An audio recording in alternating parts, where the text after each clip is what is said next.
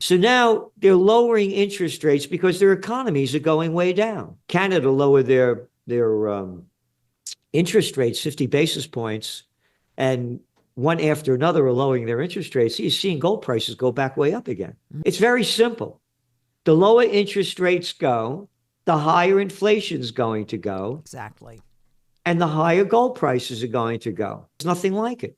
We're going to be printing up a storm, right? I mean, the inflation numbers came out today. They were in line. So I guess that means that Powell can drop rates, right? What does all of this mean? It just means melt up or inflation versus growth or inflation as growth. What are you thinking? Let's take a look at the world. Take a look at the top 10 countries in the world. America's doing great compared to the other ones. China's doing lousy because of their 3 years of zero COVID policy. And with every boom, there's a bust. You look at China's GDP before Bill Clinton allowed them to come into the World Trade Organization. Right. It's like this from 1970, 2001, 2 weeks after 9/11, they become officially in. It booms. With every boom, there's a bust. They overbuilt the place. When you have 30% of China's GDP is real estate related, and it's a real estate bust. They way overbuilt, and then 3 years of zero COVID policy made a terrible situation very worse.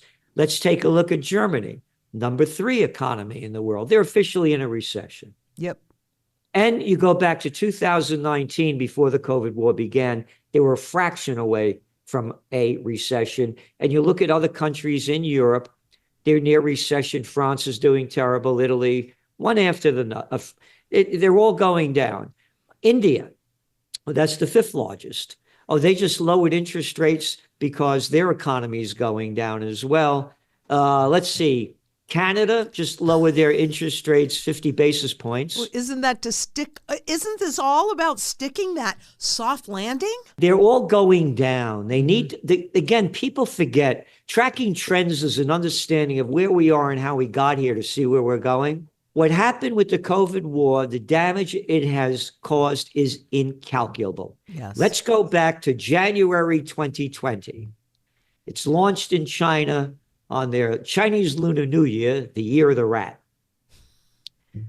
One country after another, take the United States, zero interest rate policy to artificially jack up the economy that was totally locked down. Oh, except for the, let's see, who was allowed to stay open? Oh, the big chains were allowed to stay open because they own the country. Oh, and the where you buy booze, right? Yeah, you could. Oh, they're allowed. The liquor stores are allowed to stay open. You know why the liquor stores are allowed to stay open? Because of the high tax rates you got to pay when you buy booze. So the politicians who never work a day in their life could get their dough. Yep. So now the whole economy should have crashed. Oh no, it didn't crash. Housing prices boomed. Oh, you pumped in trillions of dollars of fake money all around the world to artificially prop up the economies that should have crashed.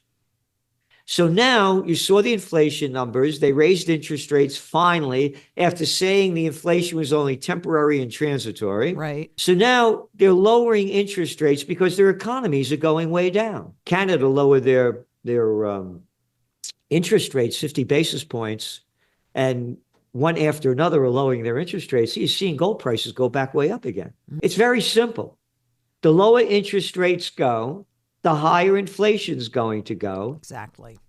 And the higher gold prices are going to go. And now you go back to the United States. Let's go back to 2018 when he was president. The worst equity markets since 1931. What did he do? He forced Powell to lower interest rates, which Powell did in January 2019.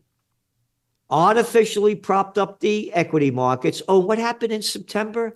Oh, we'll forget about that. It was called the repo crisis because of all the fake money going in there and how they jacked the thing up and all the banksters needed more money. And then what happened? Oh, take a look at the economy in 2019. It wasn't doing great. No, and then the COVID war begins in January 2020. So regardless of why it should bust, they're going to do everything they can this year to keep the boom going. So do you think we're in melt-up phase? I mean, significant melt-up phase? Because that doesn't that typically happen before a hyperinflationary event as well, or as we're entering one?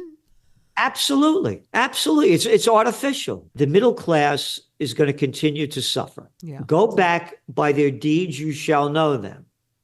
Trump lowered taxes in 2017 for the major corporations. According to the Tax Policy Center, the 1% got 64% of the benefits of the tax cuts.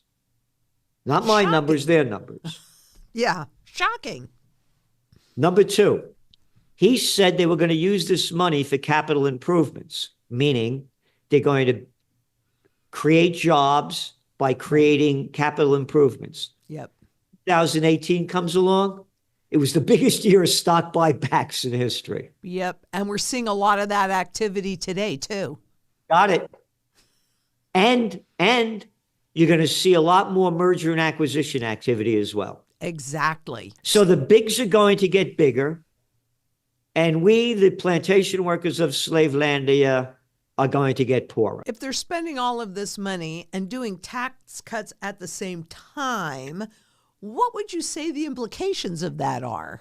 Well, they say that they're going to bring down the debt levels by, cutting government jobs, which, by the way, I'm all in favor of. Right. I was the assistant to the Secretary of the New York State Senate. I was on the other side. The people that get government jobs are little lowlives that can't get jobs in the real world and suck into the political system. They create nothing but steal dough. But will they be able to balance it off by cutting enough jobs? And that remains to be seen. And then when you look at the real debt level, no, it's not $36 trillion. What do they say? It's about $260 trillion when you put in Social Security and all the other money that the government owes back. Yeah. So it's going to just temporarily, that's why we're saying this year, the coming year, 2025, minus a wild card. And you never could predict the wild cards. Look what's just happened in Syria. Right. Minus a wild card, we see the equity markets going up this year. We see gold prices going up this year. The lower interest rates go, the deeper the dollar falls. The deeper the dollar falls, the higher gold prices go up. That's not rocket science. No, it's actually pretty simple. But when you're talking about those government jobs, since aren't those like a lot of what's getting added to, we just had job numbers out and they didn't look so bad, but isn't a lot of that from government jobs? Yeah, a good number was government jobs, but you know what the major one was health services. And the other one, restaurant and those kind of services. Right. So jobs that pay nothing. Jobs that pay nothing. By the way, the whole immigration issue, again, we only write about the facts. You go into Marshalls, go into Targets, go into Kohl's, go into any of these places. You walk in on the door, help wanted, full-time, part-time. And now you listen to the people talk, hardly any of them speak in English. They wanted the immigration for cheap labor because they're not paying. Here, I have a cousin whose grandson graduated Sarah Lawrence College in New York City, one of the top in New York. It took him 2 years to get a job. He got a stupid degree, in art history. Right. Journalism. Yep. He's working for Target now, $16 an hour. Well, that's really having like a huge impact too, because it's the younger people that are stepping up to the plate now and going back to, of all things, cash, which is kind of surprising, but also are buying gold. Very few, they see the future, but again, the future's off limits. It's not allowed.